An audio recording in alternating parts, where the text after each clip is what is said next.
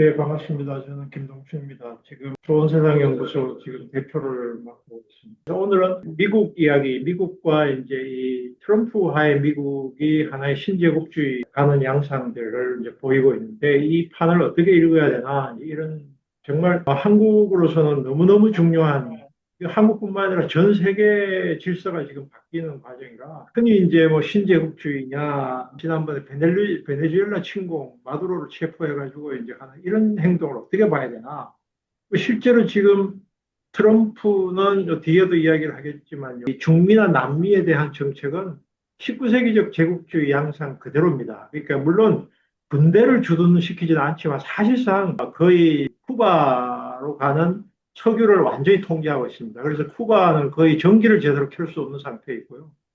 그 다음에 이 베네수엘라에서 나오는 수출된 석유의 대금을 미국 금고에 입고를 시키도록 하고 있습니다.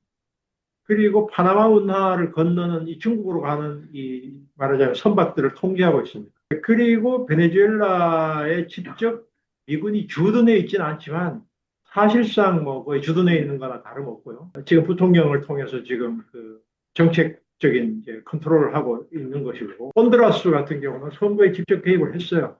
그래가지고 극우 정권을 등장시켰습니다. 뭐 이런 이제 정책은 우리가 그동안 바라봤던 그 미국의 모습하고는 완전히 다른 겁니다. 이건 이제 아예 노골적으로 우리 입맛에 안 맞는 놈들은 그냥 가서 치워버리겠다 하는 그런 정책을 펴고 있어요, 실제로. 그래서 이런 것들을 이제 우리가 바라보면서 오늘의 이제 트럼프 현상이라고 이제 이 트럼피즘이라는 트럼프는 트럼프라고 하는 자연인 개인과 트럼피즘을 구분해서 트럼피즘이라는 말도 쓰는데 이 트럼피즘이 나오게 된 그 기반이라고 할까 그거를 이제 몇 가지로 이제 이야기를 한번 해볼 수가 있는데 아주 가까이는 그냥 선거부터 이야기를 하면 여기에 대해서 가장 잘 취재를 했던 책이 이 르포 트럼프 왕국이라고 이제 여러분들에게 오늘 보실 수 있어요. 책이 일기 트럼프가 나올 때 일본인 기자가 이제 취재를 해서 쓴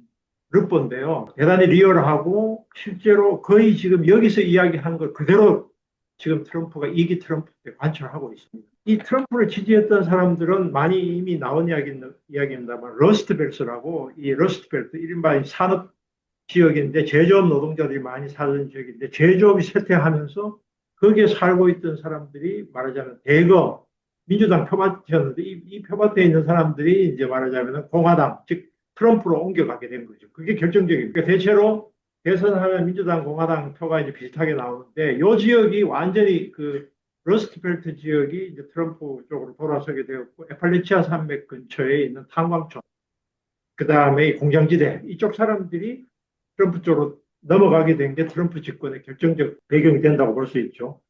그래서 제가 일기 트럼프 때 선거운동 이 책에 보면 어떤 말이 나오냐면은 트럼프가 대통령이 된 다음에 뭐라고 이야기를 하냐면은 매일 아침 저는 전미에서 만난 지금까지 괄시받고 무시받고 버림받아온 사람들의 목소리를 전해야겠다고 결심합니다.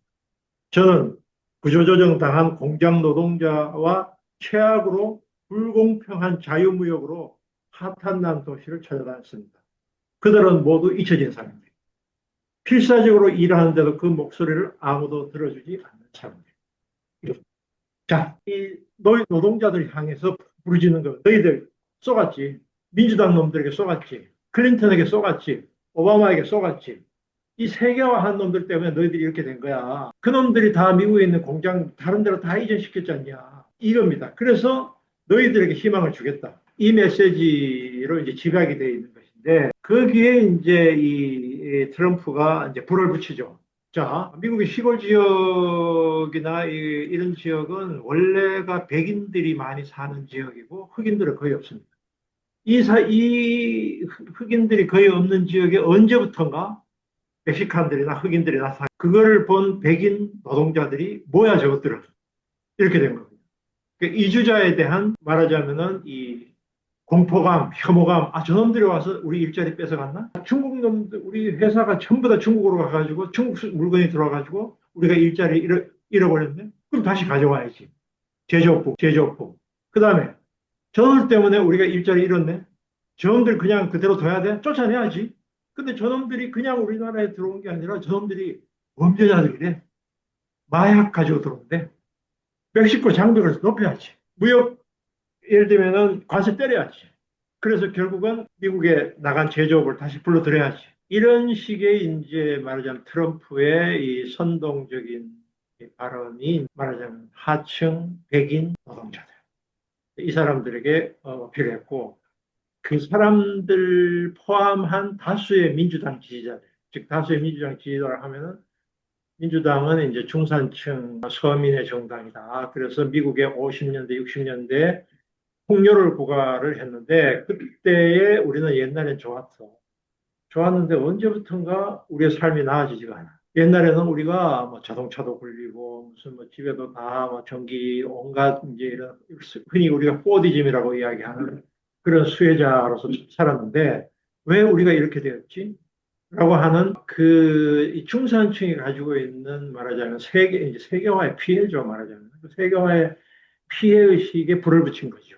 그런 뭐 여러 가지가 복합되어서 저는 이제 구조적으로는 제가 여기서 이제 네 가지를 이야기를 했는데 세계화의 위기인데 세계화의 위기라 하면 결국은 미국이 90년대 이후에 이제 이 클린턴이 나프타 해가지고 멕시코하고 북미 자유무역협정 맺고 미국 공장들이 밖으로 나가고 해서 결국은 일자리가 없어졌다라고 하는 것인데 그 일자리가 없어지게 된 원인 제공자는 민주당이 아니고 사실은 금융자본이고 금융자본은 아니 미국에서 직접 물건을 제조하는 것보다는 중국에서 수입하는 게 훨씬 싼데 왜 미국에서 제조합니까? 그 당연히 공장이 나가는 거예요. 이런 금융자본과 세계화의 미국의 금융자본의 이해관계 때문에 결국 세계화가 추진되는데 일반 사람들은 세계화는 민주당이 추진한 거고 민주당 이놈들이 이중 플레이를 한 것이니까 그거를 이제 트럼프가 선전하니까 일반 노동자들은 그렇네 이렇게 된 거예요.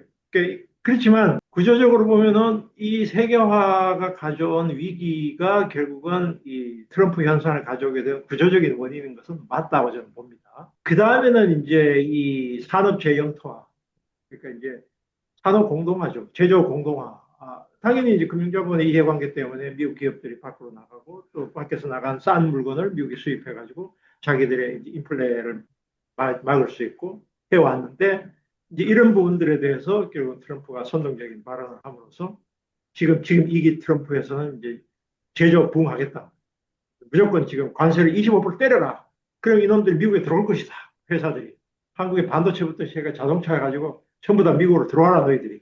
거기서 제조하는 것보다 들어와서 하는 게 너희들이 훨씬 돈 된다. 이렇게 해서 관세를 때려가 산업 재형통화를 지금 추구를 하고 있고. 그 다음에는 그 트럼프가 당선되는 과정, 한국의 이명박하고 비슷한 점이 있어요. 뭐냐면은, 야, 민주당이나 공화당이나 이제 트럼프라는 사람은 사실은 공화당 후보라고 냉정하게 말하면 보기 어려워요. 아웃사이더예요, 공화당. 그래서 공화당의 주류를 그냥 장악한 거예요. 탈취해가지고 후보가 되는데, 공화당 주류하고 민주당 주류를 때리는 거죠. 때리는데, 그 때리는 과정이 바로 이제 이명박하고 비슷한데, 뭐냐. 야, 민주당이나 공화당 이놈들은 전부 다 돈 받아먹은 놈들이야. 결국 전부 정치자금 받아가지고 저놈들은 전부 다 저놈들 그 엘리트들하고 유착이 됐기 때문에 서민들 편에 설 수가 없어. 근데 나는 몇 월까지 정치할 거니까 나는 부패 안 해. 걱정하지 마. 저놈들은 다 썩었지만 나는 괜찮아. 이게 사람들에게 상당히 많이 먹혀요. 그렇지. 트럼프는 돈이 많으니까 지도가 쓰니까 뭐 월스트리트 저놈들 손 안 빌려도 되지 않니? 이제 이게 사람들 상당히 먹혀들어요. 이런 부분. 그래서 어쨌든 거기다가 이제 그 인종주의적인 혐오 이런 것이 이제 결합이 되어서 이기 트럼프가 당선이 되는데요. 그리고 이게 또 트럼프가 만약에 성공하게 된 또 몇 가지 요인인데 이게 이 사람이 공화당의 주류가 아니면서 일종의 포퓰리즘 전략인데 한국의 이준석처럼 이제 갈라치기. 그러니까 이준석은 주로 남자 여자를 갈라치기 하지만 트럼프는 이 내부에서 이 인종적인 갈라치기, 그 다음에 이제 엘리트와 서민의 갈라치기, 온갖 방식으로 갈라치기를 해요. 갈라치기를 해가지고 이제 결국은 자기들의 표를 확보를 하고 그 다음에는 이제 약간 미국 정치라는 게 샌더스도 외곽에 있던 사람이 들어온 것이고 트럼프도 외곽에 있던 사람들이 들어왔는데 미국의 정당 정치라고 할 수 있는 이른바 이스태블리시먼트라고 이야기하는 주류. 이 주류의 문법에서 벗어나는데 문법에서 벗어난 스타일이 공화당도 민주당을 비판해도 자기들이 컨센서스가 있어요. 국제적인 말하자면 국제 정치에는 거의 같은 입장입니다. 그거를 깨고 돌파를 한 거예요. 그거를 돌파를 하는데 그걸 굉장히 거친 방식으로 카우보이 방식으로 돌파. 그게 미국 사람들의 정서에 확 저놈들은 기득권 세력들은 이렇게 못하는 거지. 트럼프는 할 수 있어. 이거예요. 그러니까 지금 며칠 전에 일본에 있었던 선거 이 다카이시하고 비슷한데 그러니까 미국 트럼프도 야 미국은 옛날에는 1등이었잖아. 근데 지금은 1등이 아닌 것 같아. 일본 놈들, 이런 놈들, 뭐, 이런 놈들이 참 간섭하고 우리 마음대로 못하는 거야. 주권이 없지 않니? 이것도 똑같이 지금 하고 있는 거야. 주권을 되찾겠다 그러니까 국제정치, 뭐, 유엔이 뭐 이런 놈들이 자꾸 간섭을 하는데 옛날에는 우리 마음대로 다 했지 않냐? 50년대, 60년대. 근데 지금 저놈들이 우리를 계속 발목을 잡고 있는데 카우보이 방식으로 트럼프는 할 수 있어. 이런 식의 막말을 그대로 하고, 막말은 트럼프의 막말은 트럼프가 원래 개판인 인간에서 그런 측면도 있지만 전략적인 사람들의 이 울분에 차 있는 중하층 서민들의 가슴에 불을 지르는 거예요. 바로 저놈들 그냥 가만두지 마. 완전히 한 인종 뭐 그다음 성차별적인 발언 막 내질러요. 그래서 사람들에게 이 뭐라고 할까 그런 극단적인 행동을 취하죠. 그래서 어쨌든 트럼프 이게 전통적인 민주당 사람들의 문법으로서는 이해가 안 되는 거예요. 아, 저런 미치광이 같은 놈이 어떻게 대통령이 되지? 근데 그 미치광이 같은 놈이라고 하는 거는 이 기득권 양당 체제에 굉장히 말하자면 환멸을 느낀 보통 사람들의 정서를 대변하고 있는 이 점에서 사실 한국도 어쩌면 그 문재인 정부를 겪으면서 촛불 시위에 나갔던 젊은이들이 윤석열을 지지한 거하고 비슷합니다. 맥락은 비슷하고 일본도 어쩌면 지금 다카이시 당선도 이번에 제가 이렇게 그 검색을 해보니까 청년층이 거의 2배로 지금 자민당을 지지를 많이 합니다. 비슷하고 전 세계적인 포퓰리즘, 우익 포퓰리즘 현상의 한 그럼으로 우리가 볼 수가 있다. 이 현상이 미국만의 현상이 아니라 한국에도 상당히 의미심장한 그런 세계적인 정치 변화를 보여주는 것이 있다. 그런데 문제는 여기서 진보라고 할까, 좌파라고까지 할 거 없지만 진보 세력의 위선이 여기에 굉장히 중요한. 아까 제가 잠깐 이야기한 약간 민주당 이놈들이 입만 열면 서민 편이라고 했는데 이놈들이 보니까 힐러리 클린턴이 뭐 한 번 강연을 하면 35만 불을 받는데 이것들이 뭐 예를 들면 이런 식의 저들 거는 다 챙겨 먹고 말로는 이렇게 한다. 또 예를 들면 한국에서 이제 조선일보나 중앙일보가 민주당 때리는 거. 저놈들이 뭐 진보라고 말하는데 다 강남에 살지 않는 집 세 채, 네 채 가지고 있지 않아? 조선일보의 단골맨이잖아. 똑같아요. 거기에서 느끼는 청년들과 중하층이 느끼는 분노가 있는 것인데 그 분노는 꼭 공화당이나 트럼프로 향하라는 법은 원래 없는데 이게 트럼프로 향하게 된 중요한 계기는 민주당이 너무나 대안이 안 되는 거죠. 그리고 소위 말해서 노동 세력을 대변할 수 있는 정치 세력이 없다는 일본, 한국, 미국 똑같아요. 이 점에서. 그러니까 전통적인 뭐 3인당이 노동 세력을 대변한 정당이 없거나 무기력하고. 그러니까 이게 지금 1930년대 같은 경우는 뉴딜 이제 루트벨트 대통령이 결국은 노동 세력을 끌어들였지 않습니까? 그래가지고 사회복지나 이 사회적인 타협체제 케인지안 정책을 실시했는데 지금도 그와 유사한 말하자면 신자유주의가 붕괴한 시점인데 그 에너지가 뉴딜식으로 못 가는 중요한 이유는 이쪽이 대안이에요. 그러니까 이쪽 진보 세력이 대안이 안 되면서 이 불만을 품은 세력들이 이쪽으로 이런 양상들을 보이고 있다. 이렇게 보면 되지 않을까 싶어요. 근데 어쨌든 뭐 선거만 보면 그런 것인데 구조적으로는 이게 결국은 트럼프라는 사람이 이제 정당 바깥에서 집권을 하고 이기 때 저렇게 막가파로 할 수 있는 거는 미국이 그만큼 위기에 처해 있기 때문이에요. 구조적으로. 그 위기에 처해 있다는 말은 결국은 중국과의 관계에서 물론 이제 다국적 기업이라든지 돈은 미국이 압도적으로 많습니다. 제가 뭐 오늘 아침에 한번 검색을 해봤어요. 다국적 기업의 소유, 미국의 소유가 어떻게 되냐.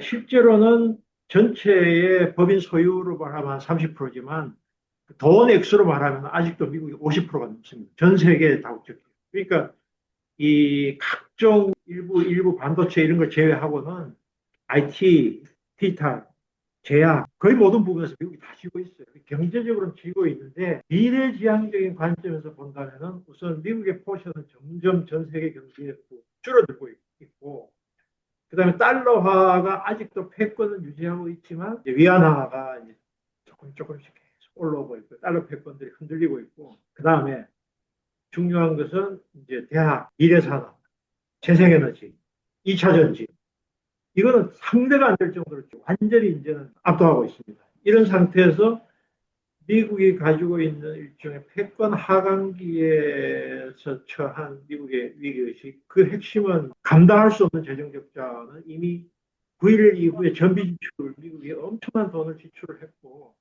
미국 산업이 물론 중요한 부분은 여전히 이제 쥐고 있기는 하나, 상대적으로 이제 그 약화되면서부터 패권이 하강되는 그런 국면에 처해 있고, 그래서 지금 시점에는 양대 패권은 아니지만 다극체제적인 양상을 보이고 있습니다. 브릭스뿐만 아니라 중국, 러시아. 이제 그래서 이 다극체제에서의 미국의 하나의 위기의식도 여기 이제 반영이 되어 있는 것 같아요. 그런 상태에서 이른바 이제 돈로 독트린이라고 하는 것이 나오는데, 이 돈로 독트린이라고 하는 것은 옛날에 19세기에 이른바 몰로주의하고는 조금 더 성격이 다른 것인데, 우리는 흔히 이야기하는 이거 고립주의라고 이야기하는데, 국제 문제에 개입하지 않는다는 게 아니고요. 아메리카 대륙은 우리 거야. 유럽은 너희들은 손대지. 그 대신에 우리는 전 세계, 그러니까 한국 전쟁 때 미국이 개입했을 때의 그 명분이 세계 경찰이거든요. 한국 전쟁은 공식적으로 전쟁이 아닙니다. 경찰인 거. 그래서 1950년대와 같은 미국의 힘이 피크에 올라가 있을 때와 그 다음에 냉전 시대에는 미국이 세계 경찰을 작철을 했는데, 이제는 우리 경찰을 안 해요. 경찰 못 해. 그리고 지출할 돈도 없어. 그 대신에 아메리카 대륙은 우리 거야. 아메리카, 남북 아메리카 전부 우리 거야. 캐나다도 앞으로 51조로 편입할 거야. 그린란드도 우리 거야. 남미는 원래 우리 거였어. 그래서 이제 이 오늘의 미국이 일종의 이제 뭐라고 할까? 실파시즘적인 양상을 이제 보이고 있는데, 이런 부분들은 이미 언론에서도 많이 나왔는데 몇 가지 양상들이 있습니다. 상권분립 체제가 무너집니다. 네, 상권분립 체제가 무너져서 사실상 물론 법원이 대법원이 있긴 해요. 근데 대법원이 보니까 어젠가 뉴스 보니까 지금 우리 관세 협정 부분에 대해서 대법원이 위헌이라고 판결하면 이게 다 무효되거든요. 대법원이 그 계속 위헌 판결을 계속 늦추고 해서 제가 봐서는 기본적으로 미국 대법원이나 한국 대법원이나 정치적인 눈치 보는 건 똑같다. 저는 그렇게 생각해요. 그래서 이 여론이 트럼프 쪽으로 반대쪽으로 가면은 대법원도 아마 위헌이라고 나올 것 같고, 여론이 또 어젠가 이것도 제가 뉴스 봤는데 지금 1월 달에 미국의 고용 창출이 13만 명의 그럼 이게 되네? 이게 괜찮네라고 이게 여론이 하면 대법원도 이거 위헌 아니야 이렇게 나올 가능성도 있어요. 그래서 이 법원의 판결이 물론 남아있긴 하나, 이 법원도 결국 눈치 보는 거고, 입법부는 거의 완전히 무너졌고, 민주당 완전히 무기력화됐고, 얼마 전 선거에서 물론 공화당 후보가 지긴 했습니다만, 졌다고 하더라도 상원을 바꾸지는 못할 것 같아요. 그렇게 본다면 결국은 미국의 일바의 권력의 견제 장치가 거의 무너졌고, 견제 장치가 무너진 게 바로 트럼프의 제왕적 권력의 행사하고 또 동전의 양면 같은 거라고 볼 수가 있을 것 같아요. 그래서 정치인, 금융가, 군장성들이 이 사람들이 이른바 군산복합체 얘들이 실질적인 권력을 장악하고 있기 때문에 과거에 파시즘이 등장할 때와 매우 유사한 양상들이 보이고 있고, 그 다음에는 약간의 그래도 비판적인 목소리를 낼 수 있는 말하자면 제도적인 거점이 언론, 대학, 로펌 이런 데거든요. 근데 여기를 트럼프가 제일 심하게 공격을 했죠. 뭐 아시는 대로 언론 쪽에서 완전히 그냥 계속 말하자면 여러 가지 언론 비판한 놈들 그대로 목을 자르겠다. 목을 실제로 잘랐고, 대학도 연구비 지원, 연구비 국가 보조 부분들에 대해서 말 안 듣는 놈들, 말 안 듣는 놈들이라고 하는, 결국은 이 가자 전쟁의 그 말하자면 이스라엘의 전쟁에 대해서 비판적인 목소리를 내는 학생들을 징계하지 않은 대학들은 보조금 끊어버리겠다. 이렇게 해가지고 거의 다 상당수의 대학이 거기에 머리를 숙였습니다. 하버드만 머리를 안 숙였죠. 왜? 돈이 많으니까. 하버드는 그 돈 안 받아도 돼. 하버드는 버티고 하버드를 제외한 다른 모든 대학은 전부 다 납작을 필었습니다. 이게 아무리 사립대학이라도 정부 지원 안 들어오면 어렵고, 정부 지원이 없더라도 거기에 들어와 있는 학생들의 비자 연장을 안 해주면 대학으로서 상당한 재정적인 타격을 입을 수밖에 없어요. 그럼 비자 연장 안, 그러니까 이 제도적인 방법을 그냥 합법적 방식으로 대학을 길들이게 할 수 있는 거예요. 그래서 이 제도적 그 비판적인 약간의 뭐라고 할까 민주주의의 거점이라고 할 수 있는 부분들이 이렇게 항복을 하게 되는 것도 과거에 파시즘이 등장할 때하고 굉장히 유사한 양상을 보이고 있고요. 한국이나 한국의 입장에서도 야 우리가 그러면 이제 뭐 이제 미국식 이런 질서에 대해서는 좀 약간 거리를 두고 물론 이재명 대통령이 그까지는 못하지만 실용적 노선을 걷고 있으니까 미국에 대해서는 우리가 방지를 들지 못하죠. 못하지만 그러면 자 브라질이나 한국이나 이런 나라들이 이제 그럼 앞으로 우리 잘해봅시다. 그럼 우리는 앞으로 세계 질서를 어떻게 만들어 갈까요? 우리의 가치는 뭔가요? 우리 민주주의 질서는 뭔가요? 우리 자본주의는 어떻게 돼야 되죠? 이 내용이 없는 거예요. 이 내용. 이 내용을 만들 때 지금 제가 뭐 외교부의 결정권을 가지고 있는 아무 사람과 일개 지식인으로서 이 내용을 만들어 나갈 시점이다. 그게 제가 사실 이런 우리가 상반기에 이런 논의를 하게 된 이유이기도 합니다. 우리는 이제 더 이상 이제 중위 국가로서 이제 눈치도 봐야지만 계속 눈치만 보고 살 거냐. 그러면 이제 이런 변화된 세계 질서를 제대로 읽어내면서 앞으로의 세계에 대해서 우리도 이제 좀 한반도가 전쟁터가 되지 말아야 되고 우선 1차 무슨 일이 있어도 전쟁터가 되지 않는 정도의 조치는 취해야 되고 그 다음에는 한국의 이제 민중들이 행복하게 살 수 있는 나라를 만들어야 되는데 그러려면 그렇게 하려면 결국은 그동안에 한 7, 80년의 이 미국 중심의 이 세계 속에서 우리가 살았지 않습니까? 발전도 했고요. 그렇지만 분단은 지금 계속 유지되고 있고 북한은 저렇게 처참한 상태이고 러시아의 그 용병으로 간 북한 군인들 처참하지 않습니까? 불쌍하지 않습니까? 다 민족적인 비극이 초래한 것입니다. 그런 거를 넘어서는 뭔가의 이제 질서를 좀 만들어 나가 리더십. 한국이 리더십을 어느 정도 발휘하면 좋겠고, 그런 오늘의 미국의 변화를 좀 읽어낼 필요가 있다. 이런 생각을 하고 있습니다. 하여튼